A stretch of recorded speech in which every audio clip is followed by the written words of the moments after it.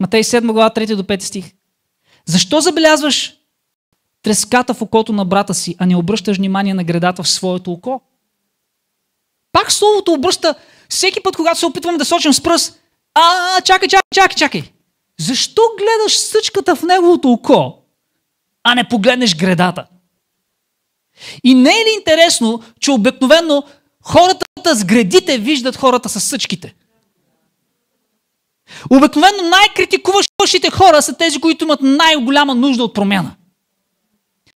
Така че, ако ти виждаш винаги в какво другите трябва да се променят, и ако си специалист в това да критикуваш всеки и да видиш на всеки слабостите, ти си най-окаяния. Ти имаш най-голяма нужда от промяна. Всъщност хората, които носят най-много лична отговорност и са най-насочени върху себе си, върху собствената си отговорност, много рядко виждат слабостите на другите. Най-самокритичните хора са най-благодатните към други понякога. Защото те разбират, аз нося отговорност за себе си. Как може да кажеш